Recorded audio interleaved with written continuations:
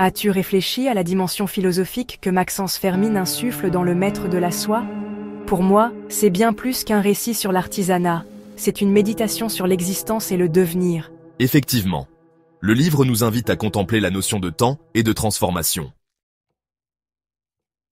Le tissage de la soie se révèle être une métaphore de l'existence humaine, où chaque fil représente une expérience, un moment de vie qui, une fois entremêlé avec d'autres, forge notre destinée. Cette idée rappelle la philosophie du devenir, celle qui suggère que l'identité n'est jamais figée mais continuellement en construction. Le maître, en s'efforçant de dompter l'infini dans le fin, symbolise notre quête de sens dans un monde en perpétuelle mutation. Tu soulignes justement le paradoxe du contrôle et de l'abandon. Paradoxalement, c'est en laissant libre cours à l'imprévu dans la rigueur de son art que le maître parvient à révéler la beauté intrinsèque de la soie. Cela me fait penser à la dialectique entre l'ordre et le chaos, concept cher à de nombreux penseurs. Oui, et c'est précisément cette tension qui donne au récit toute sa profondeur. Le geste du tisserand se transforme en une pratique méditative, presque contemplative. On peut y voir une résonance avec la pensée taoïste, où l'harmonie naît de l'équilibre entre contraires, entre la structure et l'instinct.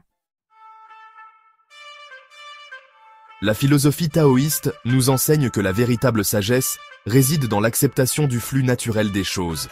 Le maître de la soie incarne cette sagesse en intégrant le hasard dans son art, en laissant la matière exprimer sa propre vérité, tout en guidant son évolution. Et cette approche nous pousse à repenser notre rapport à l'effort et à la maîtrise.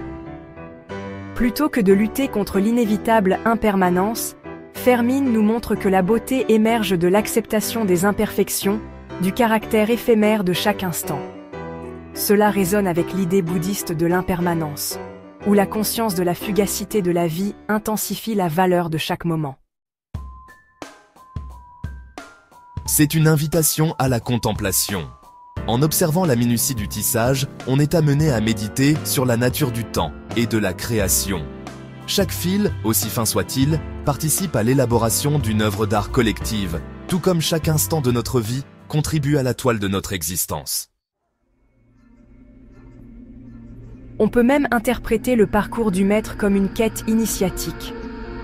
Son art devient un chemin vers la compréhension de soi, une exploration des limites entre l'artifice et la spontanéité. Il ne s'agit pas seulement de maîtriser une technique, mais de se laisser transformer par elle. C'est là toute la richesse du récit.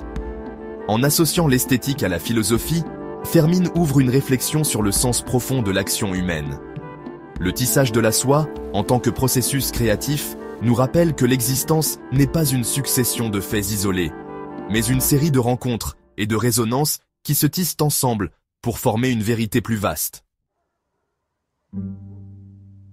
Ainsi, le maître de la soie se présente comme une véritable méditation sur l'art de vivre. Il nous incite à apprécier la beauté des gestes simples et à comprendre que chaque action, même la plus humble, porte en elle l'écho d'une réalité universelle.